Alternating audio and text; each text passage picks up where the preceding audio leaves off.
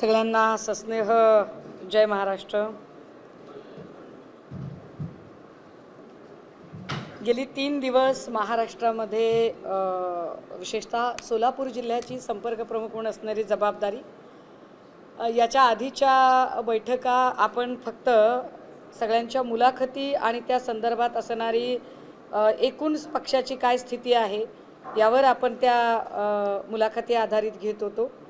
मात्र आत्ता यावेळेला आपण ज्या संपूर्ण नेमणुका केलेल्या आहेत आणि त्या नेमणुकीनंतर गेल्या 2 महिन्यातला एकूण संघटनेचा आढावा घेण्यासाठीचा हा 3 दिवसांचा दौरा आयोजित केलेला, ज्याच्यामध्ये पहिल्या दिवशी मोहोळ आणि बार्शी विधानसभेची बैठक झाली। आपल्याला कल्पना असेल की फुटीर खासदार ओमराजे निंबाळकर यांचा लोकसभेचा जो काही भाग होता, जिथून आम्ही त्यांना निवडून दिलेला आहे, तो भाग बार्शी आहे।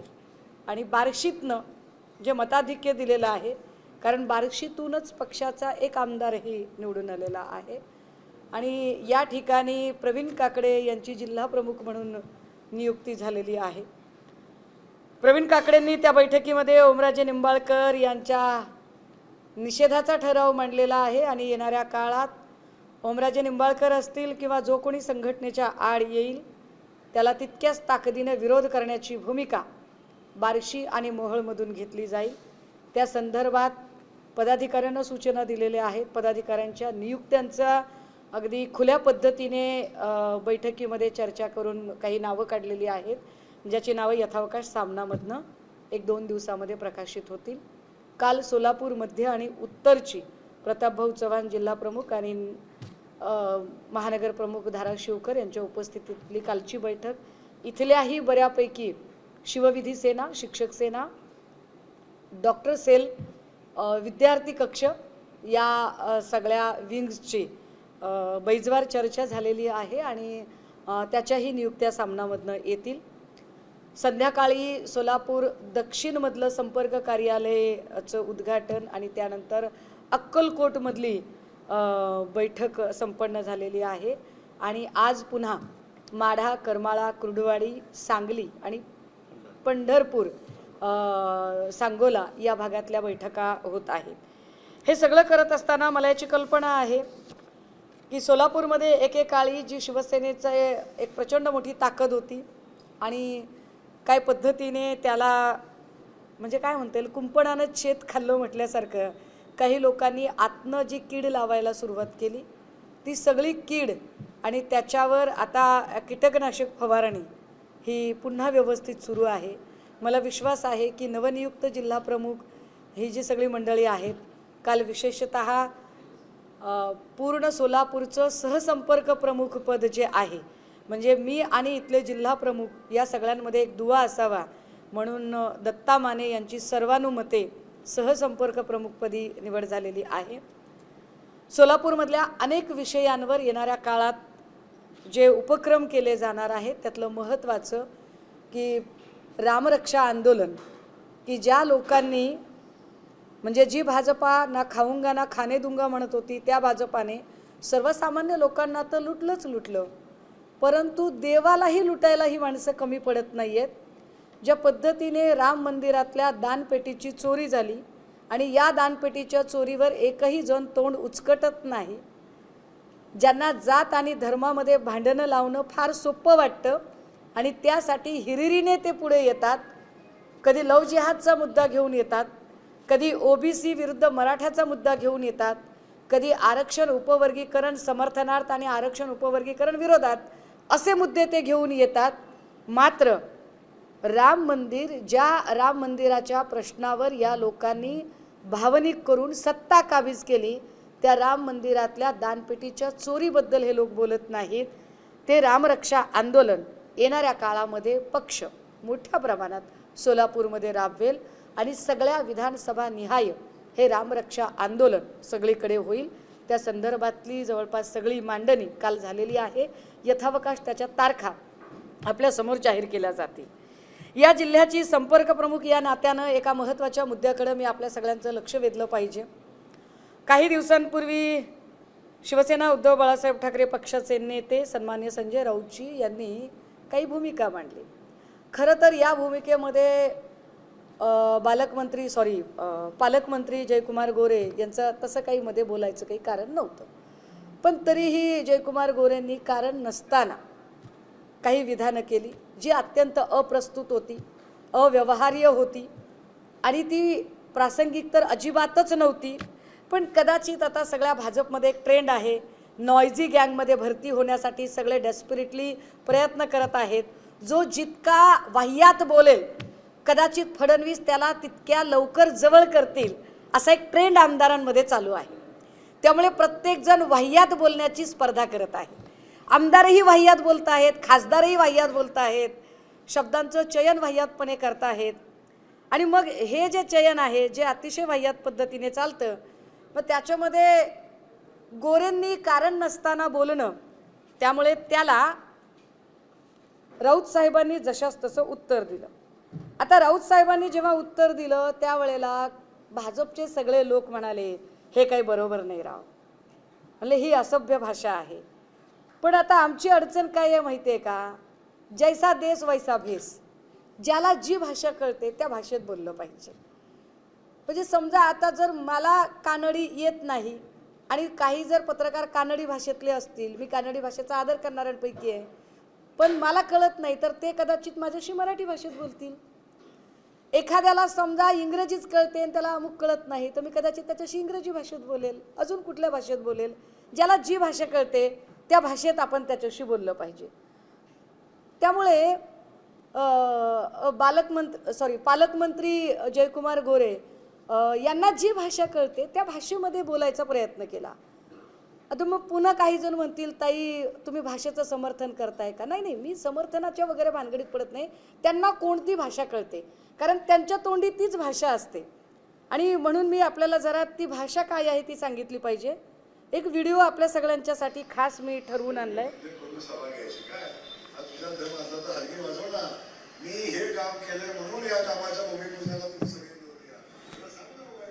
हे चालू नाहीये का?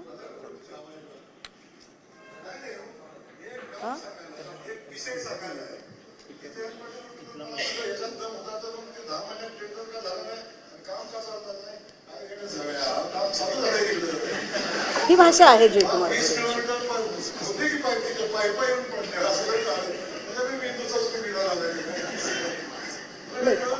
हा व्हिडिओ मी आपल्याला पर्सनली ग्रुपवर टाकेन, जो आपल्या प्रत्येकाला मिळेल। गोरेंच्या 2 मिनिटाच्या या क्लिपमध्ये किती शिव्या आहेत, त्यामुळे गोरेंची भाषा जर ही असेल तर त्याला त्या भाषेत उत्तर देणं अत्यंत स्वाभाविक आहे। ते उत्तर श्री संजय राऊत यांनी दिलेलं आहे, याच्यापेक्षा त्याच्यावर वेगळं काही बोलायची गरज नाही। पण संजय राऊत हे सगळं झाल्यानंतर आता गोरे कोण आहेत हे मी काल सांगितलं की मला गोरे कोण आहेत हे चांगलं माहीत आहे। त्यामुळे गोरे कोण आहेत हे मी पुन्हा एकदा बैजवार सांगितलं पाहिजे। चारुशिला मोहिते यांचं प्रकरण महाराष्ट्राला माहीत आहे। चारुशिला मोहिते नावाच्या महिलेला स्वतःचे नग्न फोटो पाठवले म्हणून या प्रकरणामध्ये जयकुमार गोरे यांच्यावर पोलीस कंप्लेंट झाली। नंतर त्या पोलीस कंप्लेंटचं बरेच काही गोष्टी झाल्या, महाराष्ट्राला माहीत आहे की मग त्या महिलेला एका खंडणीच्या प्रकरणामध्येच गुंतवण्याचाही प्रयत्न झाला। आता ती महिला त्यातनं बाहेर आहे। काल पुन्हा त्या बिचारीला खूप प्रेशराईज केलं जात होतं। काल जेव्हा मी त्याच्यावर बोलले त्यावेळेला पुन्हा एकदा तिला खूप प्रेशराईज करणारे कॉल येत होते। आता या सगळ्या प्रकरणामध्ये माध्यमांनी 1 कोटी रुपये आणि चारुशिला मोहिते यांना दाखवलं, खरं ते सगळीकडे दिसलं, पण ऑनरेबल कोर्टाची निरीक्षणं कदाचित माध्यमांनी नंतर दाखवली नाही।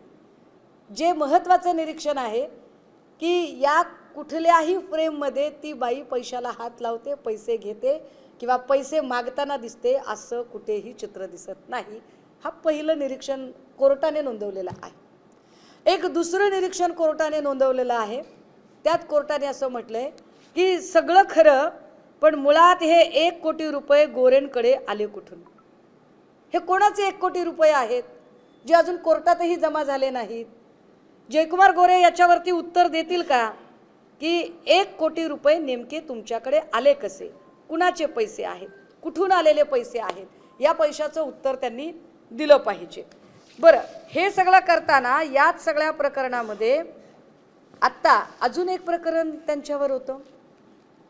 एका दलित माणसाची मृत व्यक्तीला जिवंत दाखवत त्याच्या खोट्या बनावट सह्या करत जागेची सातबारा नावावर करून घेतला. त्यात जयकुमार गोरे यांच्यावर ॲट्रॉसिटी दाखल आहे. गोरेंनी ते बोललं पाहिजे की तुमच्यावरच्या ॲट्रॉसिटीचं काय झालंय. बरं, ही ॲट्रॉसिटी तुम्ही म्हणाल मी खूप जुनं काढलंय का? नाही, मी अजिबात, आपण असलं काय जुना कार्यक्रमच करत नाही, माहिती आहे का. 6/3/2025 6 मार्च 2025 त्याच्यामध्ये 3 फेब्रुवारी 2026 ला एक तारीख आहे.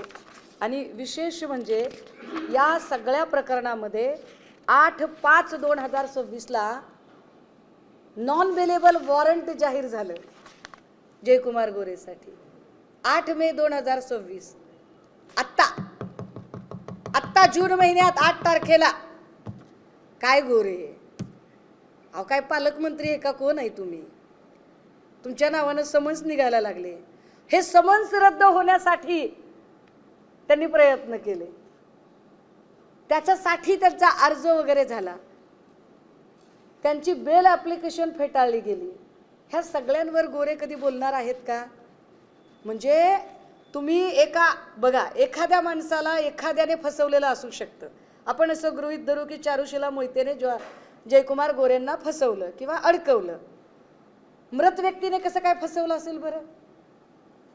मृत व्यक्ती, मग त्याचं काय झालं? त्याच्या जमीन हडपेचा केस काय झालं बरं? ही केस कोर्टात आहे, ह्याचं समन्स आहे. मी तुम्हाला जून महिन्यातली गोष्ट सांगते. ही जून महिन्यात घडलेलं हे सगळं आहे. ही समन्सची कॉपी आहे.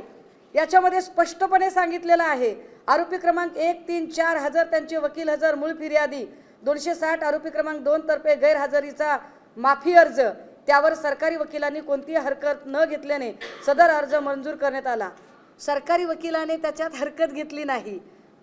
आता सरकारी वकिलांनी का हरकत घेतली नाही हा एक पुन्हा संशोधनाचा मुद्दा आहे. पण क्लिअर कट मंत्री असणाऱ्या माणसावर, म्हणजे जी भाजपा सांगते की हम बडे बेदाग है, मेरा कफन तुम्हारे कफन से बहुत ज़्यादा सफेद है, तर त्या भाजपने ह्या सगळ्यांची उत्तरं दिली पाहिजे की यार तुमच्या मंत्र्यांवर काय काय डाग आहेत ते बघा, याच्यावर बोला. त्यांच्या टॅटोधारी भक्तीनी काही पावाचा तुकडा खाऊन भुंकणारे बोललं पाहिजे. या सगळ्या लोकांनी बोलत नाहीत चला हे सगळे. बरं जाऊ दे, मला याच्यावर नाही बोलत. चला, म्हणजे किती बघा गोरेंवर केसेस किती आहेत सध्याच्या.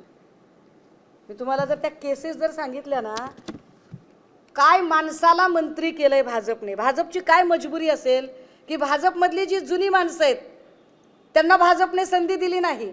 काँग्रेसमधनं एक माणूस आयात केला जातो. जयकुमार गोरे काँग्रेसमध्ये होते. म्हणजे काय ते सांगतात भाजपचे काही लोक, तुम्ही अमुक, मी तर कुठल्या पक्षात गेलेच नाही कधी सोडा, पण बाहेरून आलेल्या माणसाला मंत्रिपद देताना त्या माणसाचा पोर्टफोलिओ काय होता, भाजपकडे कोण किती भ्रष्टाचार केला त्यावर त्याची पोस्ट किती मोठी ते ठरते. बघा, दहिवडी पोलीस स्टेशन, गुन्हा रजिस्टर नंबर 54/94, कलम काय आहेत 324, 342, 323, 504, 506, 34. बरं, दहिवडी पोलीस स्टेशनमध्ये 29/94 गुन्हे कुठले दाखल आहेत 323, 506. दहिवडी पोलीस स्टेशनमध्येच 03/2007 कलम काय आहेत 188, BP ॲक्ट कलम 37, 1, 3, 135. दहिवडी पोलीस स्टेशनमध्येच 92/2009 कलम काय लागली आहेत 307, 343, 420. असं एक कलम आहे का की जे गोरेवर लागलेलं नाही आहे? मी ऑन रेकॉर्ड बोलते. हां, गोरेंना माझ्या या सगळ्या प्रश्नांवर उत्तरं द्यायची असतील तर गोरेंनी फक्त एवढं लक्षात ठेवायचं की दुसरा एपिसोड मला उघडायला भाग पाडायचा नाही. मी लगेच दुसरा एपिसोड उघड करेन. हां, मी जरा पुढचा जरा गुन्हा वाचून दाखवला पाहिजे. दहिवडी पोलीस स्टेशनमध्येच 7/2010 कलम काय आहेत 188, BP ॲक्ट हे वाचून झालं. दहिवडी पोलीस स्टेशनमध्येच 22/2010 188, BP ॲक्ट कलम 37. दहिवडी पोलीस स्टेशनमध्येच 160/2013 कलम 141, 143, 147. दहिवडी पोलीस स्टेशनमध्येच 161/94 कलम काय आहेत? 452, 323, 504, 506, 34. दहिवडी पोलीस स्टेशनमध्येच 39/2015 कलम काय आहेत? 143, 147, 148, 149, 326, 312, 313, 504, 506, 427, 353. दहिवडी पोलीस स्टेशनमध्येच 24/2020 गुन्हा दाखल आहे. कलम काय आहेत? 143, 147, 149, 452, 506. दहिवडी पोलीस स्टेशनमध्येच अदखलपात्र गुन्हा दाखल आहे. कुठला आहे? 245/94 भारतीय दंडविधान 504, 506. म्हसवड पोलीस स्टेशनमध्ये गुन्हा दाखल आहे 16/2015 भारतीय दंडविधान कलम 452, 504. म्हसवड पोलीस स्टेशनमध्ये अजून एक गुन्हा दाखल आहे 37/2015 भारतीय दंडविधान संहिता क्रमांक 323, 504, 506 सह आर्म ऍक्ट कलम सुद्धा लागलेला आहे. बरं, मिरज पोलीस स्टेशनमध्ये गोरेंवर गुन्हा दाखल आहे. मी कुंडली वाचते गोरेंच्या, मी गोरेंना ओळखते, मी गोरेंना खूप चांगली ओळखते, मी गोरेंची कुंडली वाचते. मिरज पोलीस स्टेशनमध्ये गुन्हा दाखल आहे 19/2009 भारतीय दंडविधान संहिता क्रमांक 406, 409, 420 कलम. तर ज्याला फार कायद्याचा अभ्यास नाही त्यालाही कळतं 420 कुणाला म्हणतात ते. गोरेंवर कलम आहे 420. मिस्टर जयकुमार गोरे 420. ठीक आहे. आता हे 420 कलम आहे. 420, 465, 468, 120 ब 34 वगैरे. मिरज ग्रामीणमध्ये गुन्हा दाखल आहे 24/2000 भारतीय हत्यार अधिनियमचा, त्याच्या संबंधाने गुन्हा दाखल आहे. इस्लामपूरमध्ये पण गुन्हा काय कीर्ती आहे राव, काय कीर्ती आहे, म्हणजे असं मीठ मोहऱ्याने दृष्ट काढावी अशी कीर्ती आहे. इस्लामपूर पोलीस स्टेशनमध्ये 185/2002 भारतीय दंडविधान संहिता 143, 147, 148, 149, 307, 504. सोलापूरकरांना काय काय पालकमंत्री लाभलेले आहेत. चला पुढे. सातारा शहर पोलीस स्टेशनमध्ये पण एक गुन्हा दाखल आहे 803/2016 आणि कलम आहेत भारतीय दंडविधान संहिता 354. 354 कशात लागतं हे मी सांगायची गरज नाही. हां, प्रभू श्रीरामाचा वारसा सांगणारा पक्ष. ज्या प्रभू श्रीरामाने एक पत्नी, एक वचनी, एक बाणी असा विचार सांगितला होता, तिथे 354 कलम आहे या माणसावर. IT ऍक्ट 67 अ. सातारा शहर पोलीस स्टेशन 143/215 भारतीय दंडविधान संहिता क्रमांक 353, 342, 365, 506, 34. मी साधारणतः तुम्हाला 19 गुन्हे वाचून दाखवले. दादा हो, पत्रकार, सजग पत्रकारांना ही साधी गोष्ट माहिती असेल. एक साधारण 4 ते 5 गुन्ह्यांपेक्षा जास्त गुन्हे जेव्हा दाखल होतात तेव्हा मोकाची फाईल तयार होते. भाजपा अनेक लोकांवर मोका लावायला तयार होते. काय कारण असेल बरं की 19 गुन्हे दाखल असतानाही हा माणूस मंत्री झालेला आहे. बरं, या गुन्ह्यांच्या मी तुम्हाला इसवी सन वाचून दाखवले. तर याच्यातले काही गुन्हे हे आधीच्या पक्षात असताना पण दाखल आहेत. म्हणजे माझा पक्ष किंवा आधी महाविकास आघाडी काँग्रेस सत्तेत असताना काँग्रेसमध्ये सत्ताधारी आमदारांवर गुन्हे दाखल करण्याची मुभा पोलीस स्टेशन्सना होती. हे फार विशेष आहे. आणि पोलीस स्टेशनने गुन्हे दाखल करून घेतले. हे गुन्हे सगळे दाखल होते. कदाचित हे गुन्हे दाखल होते म्हणून गोरेंनी भाजपकडे उडी मारली का? कदाचित हे गुन्हे दाखल होते आणि मोकाची फाईल तयार झाली असती म्हणून गोरे तिकडे गेले का? गोरेंनी उत्तरं दिली पाहिजेत. कारण गोरेंना मी छान ओळखते, गोरे कुणाला ओळख नसले तरी गोरेंनी ह्या सगळ्यांची उत्तरं दिली पाहिजेत की एवढे गुन्हे दाखल असणारा.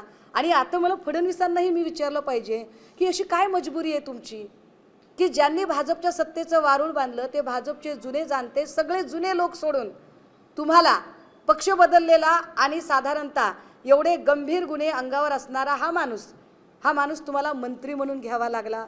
अशी काय मजबुरी आहे? काय भाजपकडे माणसं नाही आहेत? अहो, किती लोकांचे नेते चोरता. बरं, चोरताना जरा चांगला तरी माल, असं सेलमध्ये आउटडेटेड झालेला माल काय चोरताय? चला, मी जरा पुढचा एक महत्त्वाचा मुद्दा सांगितला पाहिजे. माझ्या हातात अजून एक FIR आहे. या सगळ्यांच्या कॉपीज आहेत बरं का. मी फक्त मोबाईलवर नाही, या सगळ्या प्रत्येकाचं मी जे बोलले त्या प्रत्येकाचं डॉक्युमेंट आहे. ज्यांना डॉक्युमेंट पाहिजे त्यांना PDF फाईल द्यायला मी तयार आहे. मी पुराव्याशिवाय कधीही बोलत नाही.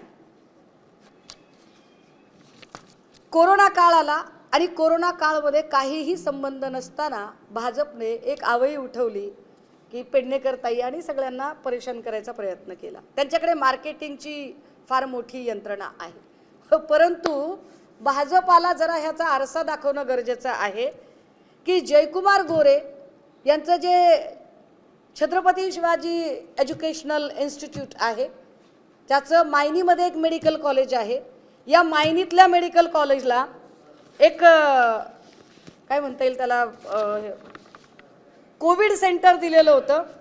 ज्या कोविड सेंटरमध्ये रुग्णांचा मोफत उपचार व्हावा अशी अपेक्षा होती, पण तो रुग्णांचा मोफत उपचार न होता काय केलं याच्यामध्ये, तर परत एकदा सांगितलं पाहिजे की जुलै 2024ला मायनी मेडिकल कॉलेजमध्ये, आणि मी आता याच्या मागे लागणार आहे गोरे, मी याच्या मागे लागणार आहे, मी हे नुसतं प्रेस पुरतं काढलेलं नाही. कोरोनामध्ये एक कोविड सेंटर दिलं होतं. हे कोविड सेंटर अधिग्रहित केलं होतं सरकारने अधिग्रहित केलेल्या कोविड सेंटरला औषधं आणि स्टाफ सरकारने पुरवलेला होता. पण असं असताना सुद्धा गोरेंनी एक वेगळं ॲग्रीमेंट दाखवलं. ॲग्रीमेंट काय दाखवलं?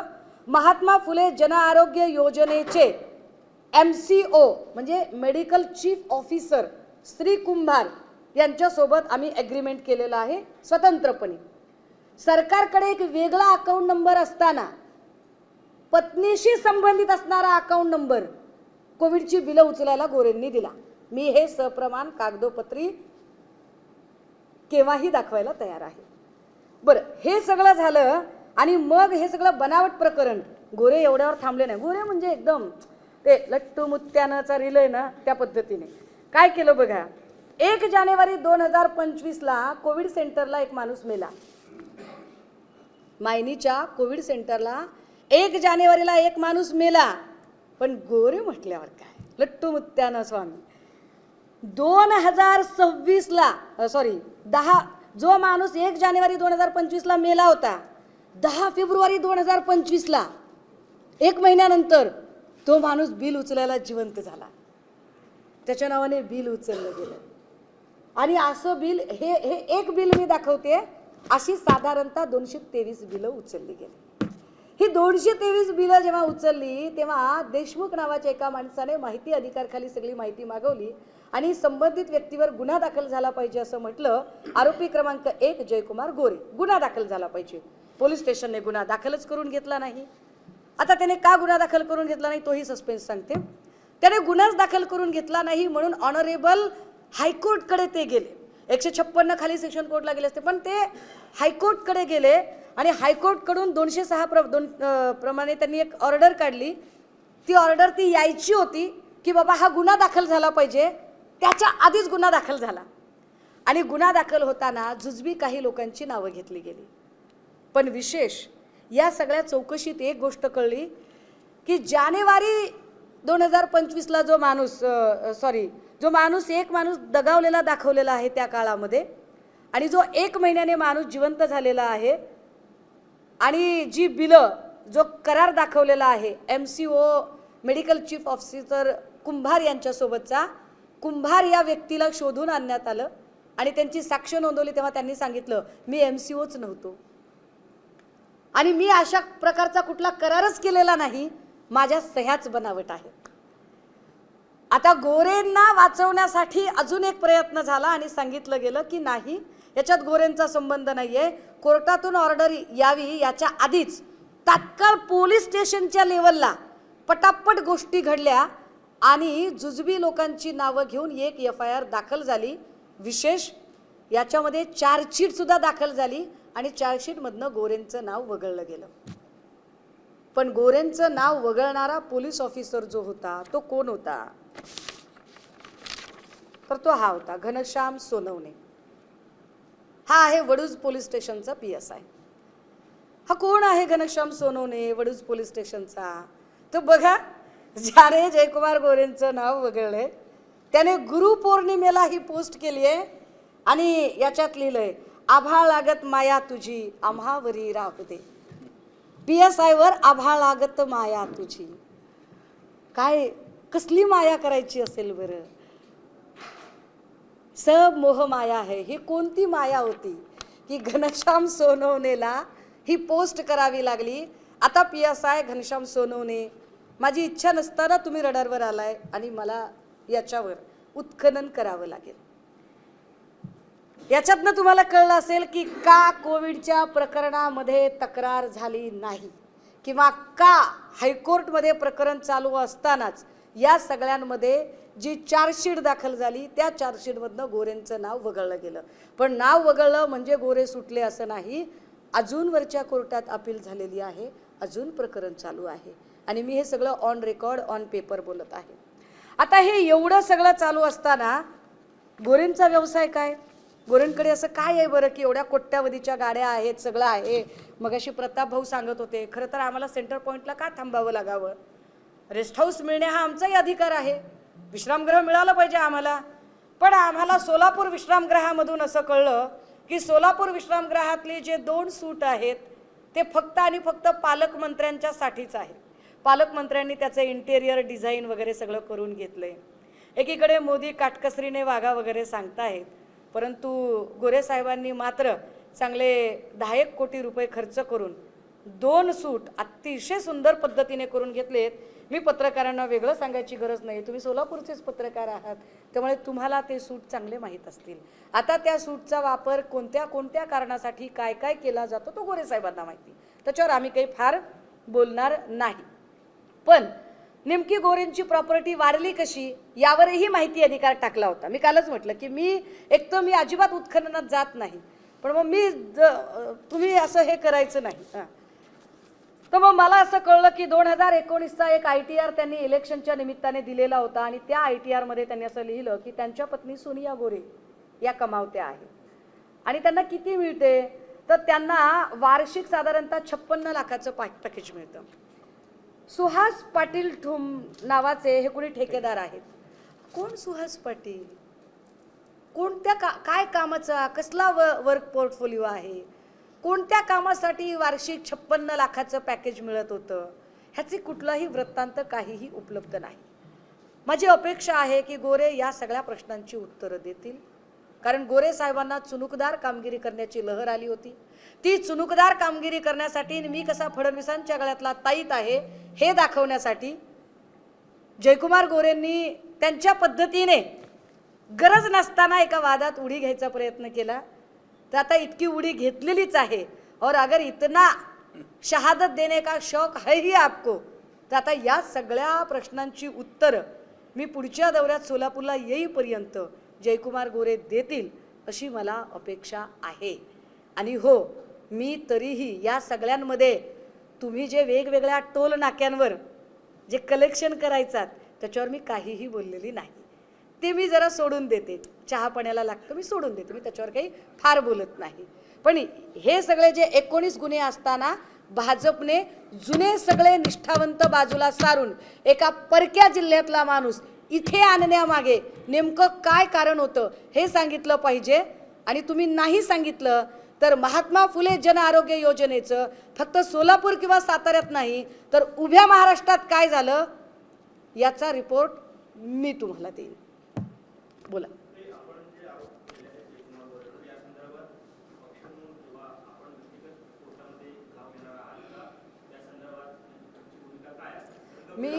मी आत्ता जे काही आरोप, हे आरोप नाहीत दादा. आरोप कशाला म्हणतात, जे कपोलकल्पित गोष्टी आहेत. मी तुम्हाला एक सॉलिड आणि व्हॅलिड डॉक्युमेंट दाखवलं. एक दुसरं असं की आपण काही न्यायालयीन भूमिका घेणार का आपण असं म्हणताय, तर याच्यातली अनेक प्रकरणं ही न्यायालयात ऑलरेडी चालू आहेत, न्यायप्रविष्ट आहेत.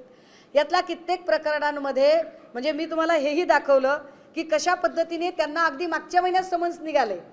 अहो, मंत्र्याला समन्स निघणं आणि तेही अशा प्रकरणात निघणं ही लाजिरवाणी गोष्ट आहे.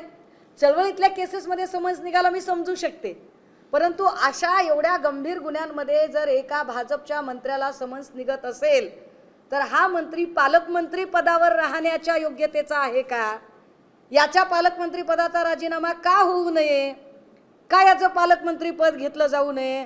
भाजपच्या दुसऱ्या चांगल्या लोकांना द्या ना, भाजपच्याच लोकांना द्या. कारण तुम्ही काही शिंदेंना देणार नाही, तुम्ही शिंदेंच्या कोपऱ्याला गुळच लावणार आहात. आणि शिंदेची लोक तुम्ही वाजंत्री म्हणूनच फक्त सोबत घेणार आहात, ह्याच्या पलीकडे त्यांना काही फार किंमत तुम्ही देणार नाहीत, हेही स्पष्ट आहे. पण तुमच्या भाजपच्या तरी जुन्या जाणत्या लोकांना द्या, एवढं साधं म्हणणं आहे आमचं. बोला.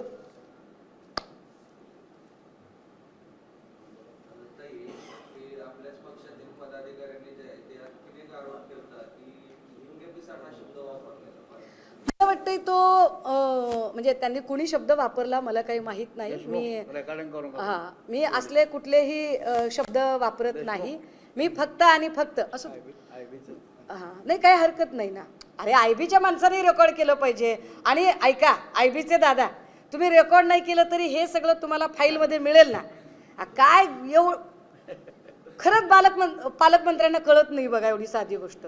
त्याच्यासाठी वेगळं रेकॉर्डिंग करायची काय गरज आहे? कुठल्या तरी चॅनलमधलं घ्या ना फुटेज. ते अवघड खेळ आहे राव तुमचं. पण असो. तर हे जे आहे ना, मला वाटतंय 354 वगैरे असे जे काही दादा, मला ना कोर्टाचं निरीक्षण जे आहे ना ते वाचायची ना इथे अक्षरशः मला संकोच वाटतोय तुमच्यासमोर. कोर्टाने जे निरीक्षण नोंदवलं ना, ज्या बाईंना अडकवण्याचा प्रयत्न झाला त्या बाईंच्या संबंधाने जे निरीक्षण नोंदवलेलं आहे, ज्या पद्धतीचं निरीक्षण, ते इतकं बिभत्स, इतकं वाईट आहे. पेज क्रमांक 6 वर आहे. त्यात आहे काय? हां, मोहिते. तर ते मी वाचू शकत नाही. नाही, अजून एक मोहितेचं प्रकरण असेल तर ते मी वाचू शकत नाही. त्यामुळे ते जे काही शब्द असतील ना ते फार कमी आहेत. खूप कमी तीव्रतेचे ते शब्द असावेत असं मला वाटतं. मग त्याच्यावर आता काय असो. बोला.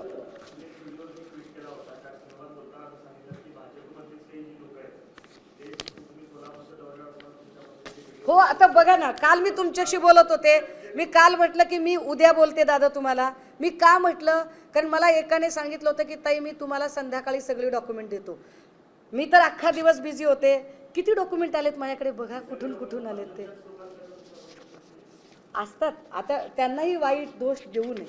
मला वाटतं की भाजपच्या लोकांनी प्रचंड कष्ट घेतलेले आहेत ही सगळी सत्ता राखण्यासाठी.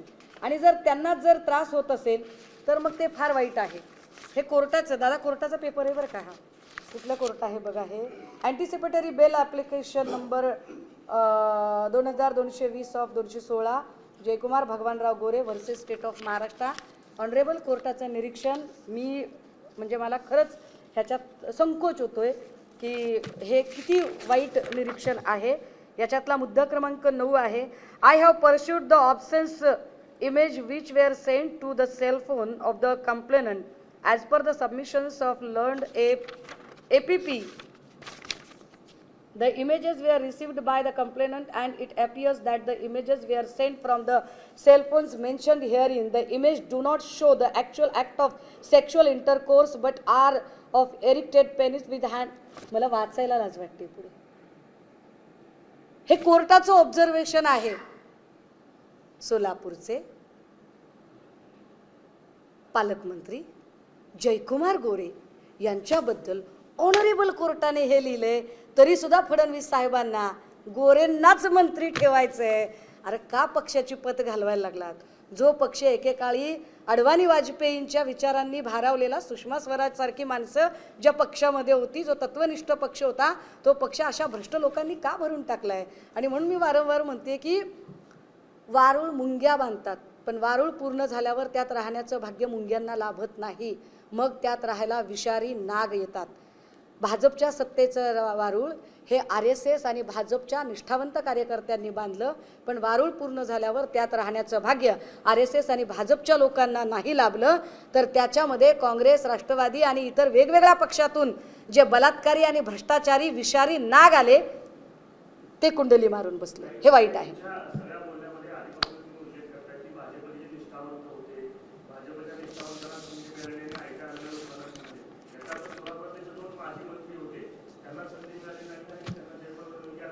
बघा, मला सोलापूरमध्ये नाही असं काही सुतावरून स्वर्ग गाठू नका. पण ही परिस्थिती फक्त इथेच आहे का? ही परिस्थिती सगळीकडे आहे ना. आता केशव उपाध्ये सारखा जुना जाणता माणूस तो माणूस ढकलला जातो आणि पैशापासरी असणारी काही लोक निव्वळ काहीतरी नॉयझी गँग म्हणून अशी माणसं पुढे येतात. हा जुने विरुद्ध नवेच संघर्ष आहे ना सगळा. ह्या सगळ्यांमध्ये जर आपण जर विचार केला तर कितीतरी असे भाजपचे चांगले चांगले लोक आहेत की ज्या लोकांना संधी मिळाली नाही आणि नव्याने आलेले जे लोक आहेत जे बाहेरच्या पक्षातनं, जुनी लोक फक्त सतरंजा टाकतायत, या बसा गुळ पाणी घ्या, आणि जे नवीन आहेत ते आयते ताटावर बसलेले आहेत. तर साहजिक आहे की जुन्या लोकांमध्ये खदखद निर्माण होऊ शकते. ग्रामीण विकासासारखं राज्यातलं मोठं खातं त्या पालकमंत्र्याकडे आहे. आर पाटीलांनी पण कधी या खात्याचं काम केलं, पण टोटल फेल्युअर ग्रामीण विकासाचं एकंदरीत आपल्या निदर्शनास येतं का? फक्त सोलापूर आणि सातारा जिल्ह्यातच ते कायमस्वरूपी दिसतात, राज्यात कुठं फिरताना दिसत नाही काय? मी काल एक ऑडिओ ट्विट केलं होतं. मी परत एकदा ती ऑडिओ सांगितली पाहिजे की ग्रामविकास खात्याचा जो कारभार चालतो तो कसा चालतो हे विजय चौधरी जे भाजपचे महामंत्री होते, ज्यांच्या तब्बल 7,500 ऑडिओ क्लिप आत्ता बाहेर आलेले आहेत आणि ती एक एक क्लिप आता व्हायरल होते. त्याच्यातल्या काही क्लिप अजून भयंकर आहेत याच्यापेक्षाही, ज्या मी पुण्याच्या किंवा मुंबईच्या पत्रकार परिषदेत नंतर सांगेल. पण स्पेशली जयकुमार गोरेंबद्दलचं काय म्हणणं आहे भाजपच्या लोकांचं ते जरा आपल्याला सांगितलं पाहिजे. आपले 4 पत्र दिले होते साहेबांनी. शहादा तालुक्यात 2, कर्जतवाड्याला 1, विनोदला 1. आणि घेऊन गेलो ग्रामविकास मंत्री जयकुमार गोरे साहेबांकडे 25-15चा निधी मिळावा बुवा, आणि यांची दलाली करत होता. 10% प्रमाणे पैसे गोळा केले दूर करणे. ऐसा है क्या? मग काल गेले होते मंत्रालयात. गोरे साहेबांनी काही दिले नाही म्हणे, पैसे दूर करणे जमा करून घेतलेले. अच्छा अच्छा, ओके ओके. आणखी आता ही खूप मोठी क्लिप आहे. आता मला सांगा दादा की हे भाजप महामंत्री विजय चौधरी आणि विजय चौधरींचा कार्यकर्ता यांची आहे. याच्यावर FIR दाखल झाली आहे बरं का. जयकुमार गोरेंच्या बद्दल चर्चा चालू आहे. तो कार्यकर्ता सांगतोय भाजप महामंत्र्यांना की साहेब फडणवीस साहेबांना सांगा ना गोरे आपल्या कामाला 10% मागतायत, असं तो कार्यकर्ता सांगतोय. बघा म्हणजे फडणवीस साहेब आम्ही निष्कलंक वगैरे तर नाही हो. देवेंद्रजी काहीतरी काल परवाही म्हणत होते कुठे इकडे तिकडे रिअल लाईफमध्ये जात आहे, जरा रिअल लाईफमध्ये या ना तुम्ही. आणि रिअल लाईफमध्ये तुमच्या पक्षात काय काय चालू आहे, तुमच्या पक्षातले लोक किती पराकोटीचे भ्रष्ट आहेत. कोरोना काळात तुमच्या लोकांनी काय भ्रष्टाचार केला आहे, जसं मी मागे TETचा एक भ्रष्टाचार सांगितला होता, तर ते सगळं जरा एकदा बघा. आणि तुम्ही आमच्यावर आरोप करताना मी पुन्हा एकदा सांगते की शिवसेनेच्या लोकांबद्दल बोलताना जरा त्यांनी जपून बोलायचं, कारण तुम्ही एक वाक्य जरी बोललात तर मी अख्खी बखर तुम्हाला शोधून दाखवेल, बखर काढीन मी पूर्ण.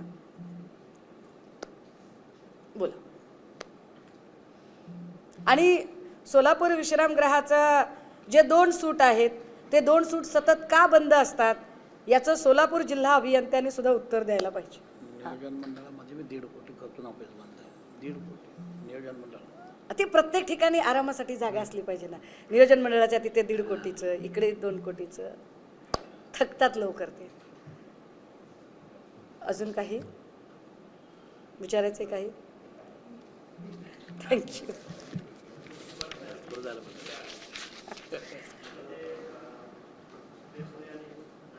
थोडा आवाज.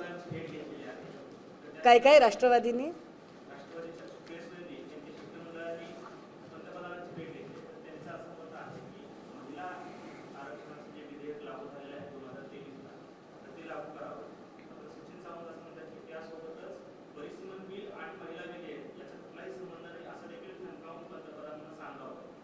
अगदी बरोबर आहे. बघा जे बिल नाकारलं गेलं आणि ज्या बिलामुळे दुखावलेली भाजपा रस्त्यावर येऊन नारी शक्ती वंदन वगैरेची नौटंकी करत होती. खरं तर महिला आरक्षण विधेयक हे आपल्याकडे ऑलरेडी पारित झालेलं आहे. पारित झालेल्या बिलाला आता लागू करत असताना फक्त आणि फक्त सेन्सस आणि या सगळ्या गोष्टींची गरज आहे.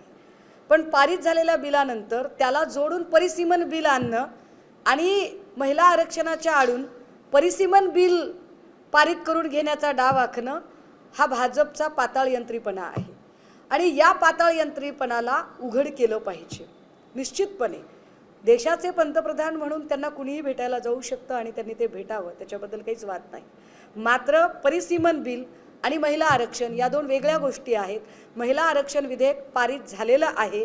परिसीमन विधेयक ज्यांना पारित करायचं आहे त्यांना जाणीवपूर्वक दक्षिणेचा टक्का कमी करून उत्तरेचा टक्का वाढवायचा आहे आणि उत्तरेचा टक्का वाढवल्यावर आपण भाजप म्हणून सत्तेमध्ये पुढची अनेक वर्ष राहू शकतो अशा दिवा स्वप्नामध्ये भाजपचे नेते आहेत.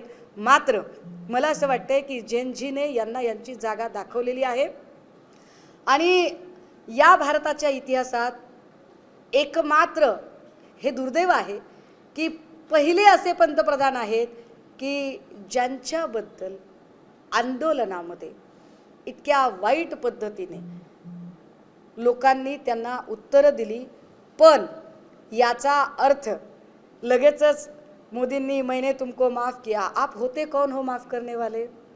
मुळात तुम्ही तुमच्या पक्षाने जे काही सगळं पेरलेलं आहे ते आता उगून येते दाम दुप्पट योजनेने, हे त्यांनी समजून घेतलं पाहिजे. आणि परिसीमन विधेयकाच्या बिलावर तुम्ही सहमती करण्याचा प्रयत्न कराल तर ती सहमती होणार नाही. राष्ट्रवादी काँग्रेसच्या नेत्या आहेत सुप्रियाजी, त्यामुळे त्या गेल्या असतील किंवा अजून कुणीही गेले असतील, त्यांनी कुणीही हे आवर्जून त्यांच्याशी बोलताना सांगितलं पाहिजे की परिसीमन विधेयक आणि महिला विधेयक या दोन वेगळ्या गोष्टी आहेत.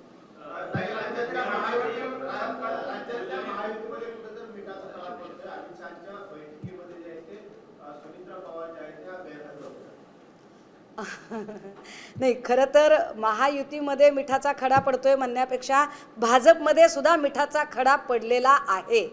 आपण जर बघितलं तर पंकजा मुंडे यांनी मला आता रिटायर्ड व्हावंसं वाटते असं म्हणणं असेल किंवा वारंवार जर तुम्ही बघितलं तर चंद्रकांत पाटील का बरं गोत्यात येत असतील बोलत असताना की त्यांना गोत्यात आणण्याचा प्रयत्न केला जातोय ठरवून, हे फार विचार करण्यासारखं आहे.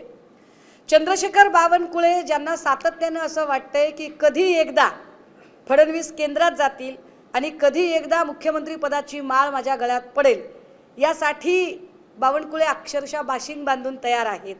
पण त्यातला जो सुप्त संघर्ष आहे तो सुप्त संघर्ष लपलेला नाही.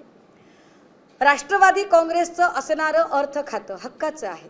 खाते वाटपामध्ये दिवंगत लोकनेते अजितदादा यांनी अर्थ खातं सांभाळलेलं होतं, त्यामुळे ते अर्थ खातं हे राष्ट्रवादीच्याच वाट्याला जायला पाहिजे. पण त्या राष्ट्रवादीवर भाजपा ज्या पद्धतीने कुंडली मारून बसलेली आहे हे भयंकर आहे. म्हणजे भाजपा कोणालाच अजिबात वर येऊ देत नाही आणि भाजपा जो मेरा है वो मेरा है और जो तेरा है वो भी मेरा है या न्यायाने जे भाजपाचं चाललेलं आहे ते अत्यंत वाईट आहे.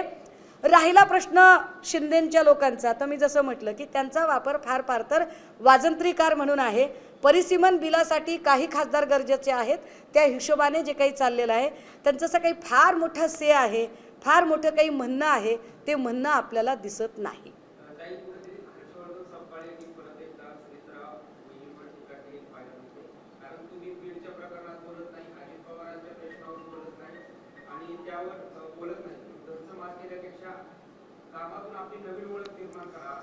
मला वाटतं मी महिला राजकारणी म्हणून सुद्धा, म्हणजे निव्वळ राजकारणासाठी राजकारण नाही तर महिला राजकारणी म्हणून अत्यंत जबाबदारीने हे मांडलं पाहिजे की गुंगी गुडिया अशी जी टीका होती ती याच्या आधी दिवंगत लोकनेत्या आणि या देशाच्या पहिल्या महिला पंतप्रधान आदरणीय इंदिराजी यांच्याबद्दलही केली होती.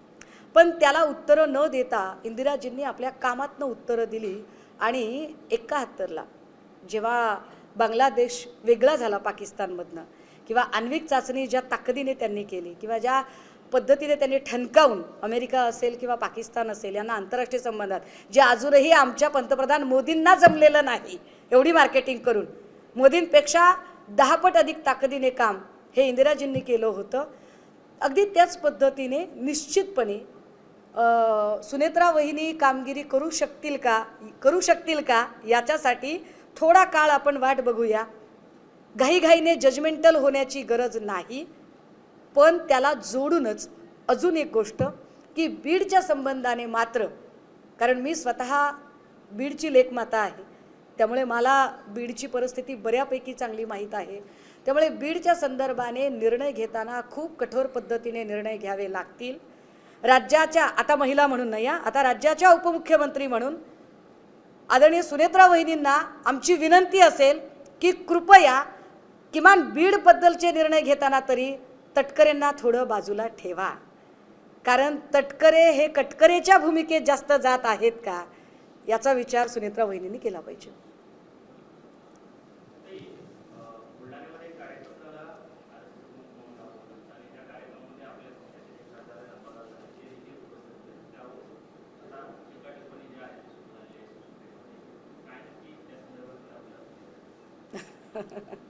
मला असं वाटतंय की या सगळ्या संदर्भाने एकतर काय जेनजीशी संवाद असल्यामुळे काही असू शकतं. नेमकं त्या निमंत्रणाचे कंगोरे काय ते मला माहीत नाहीत. मात्र मी जरा पक्षप्रमुखांशी या संदर्भात निश्चित, कारण मला वाटतं की मी इकडे असतानाच तिकडे तो एक दौरा चालू होता, त्यामुळे मी इतकी माझ्या सोलापूरच्या दौऱ्यात व्यस्त आहे की तिकडचे मला काही फारसं माहीत नव्हतं. मी निश्चित माहिती घेते आणि आपल्याशी बोलते त्यावर. अरे जाऊ दे, ऐका ना प्लीज, जरा काहीतरी राव दर्जा राखाव नका. या या या असल्या काही याच्यावर मला काही बोलायची इच्छा नाही. बाकी अजून काही हां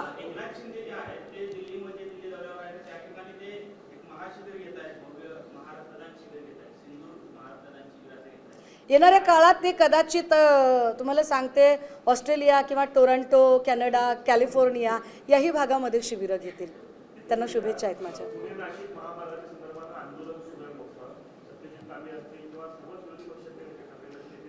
कशाच्या संदर्भातलं? हां हां हां खरं तर मी नाशिकचा कायापालट करून दाखवेन. मी नाशिकचे सगळे रस्ते सुधारून दाखवेन. मी पुणे नाशिक महामार्ग सुधारून दाखवेन. अशा सगळ्या वल्गना राज्याच्या मुख्यमंत्री श्रीयुत देवेंद्रजींनी केलेल्या होत्या. मात्र त्याचा काय बोजवारा उडाला आहे ते आत्ता सगळ्यांनी बघितलेला आहे. सत्यजित तांबे असतील किंवा एकूण सगळी मंडळी ज्यांना रोज पुणे नाशिक या सगळ्या रस्त्यावरून प्रवास करायचा आहे, फेस करायचे आणि तिथल्या जनतेलाही फेस करायचे. त्यामुळे आता अडचण अशी आहे की नेमकं भाजप काय काम करतंय. आम्ही इतके रस्ते बांधले, रस्ते बांधले, पण त्याची गुणवत्ता किती आहे ती गुणवत्ता पण एकदा तपासली पाहिजे. कारण त्या रस्त्यांना जर पुन्हा खड्डे पडत असतील, मिसिंग लिंक तर झालंच झालं. मिसिंग लिंकवर आत्ताही त्याचे फुटेज दाखवू शकते. आत्तासुद्धा तिथे क्रेन लागलेले आहेत. आत्ताही अर्ध्या रस्त्यामध्ये पिंप वगैरे लावून ठेवलेली आहेत. आणि तीच परिस्थिती जर तुम्ही पुणे नाशिकचा भरमसाठ टोल घेता तर तशी सुविधा लोकांना दिली पाहिजे. त्यामुळे या सगळ्या आंदोलनाला निश्चितपणे आम्ही पाठबळ दिलं पाहिजे. ओके. काल बार्शीचे आमदार नव्हते बैठकीला. मला वाटते माझ्या 4ही बैठकांना बार्शीचे आमदार नव्हते. त्या 4ही बैठकांच्या काळात कदाचित त्यांना काही वेगळी महत्त्वाची कामं असू शकतात.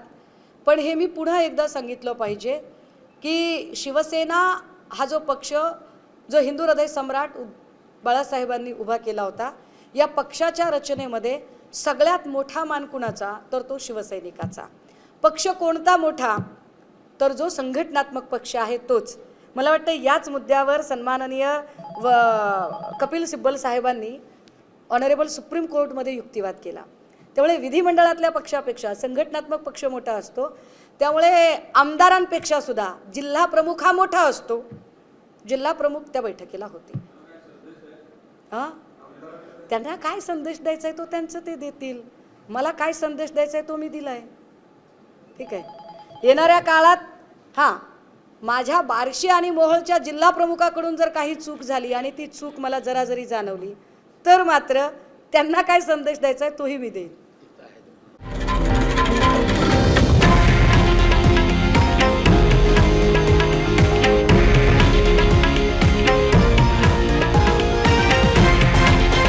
हे आहे देशातील नंबर 1 न्यूज नेटवर्क आणि आपण पाहत आहात TV9 मराठी, एकमेव.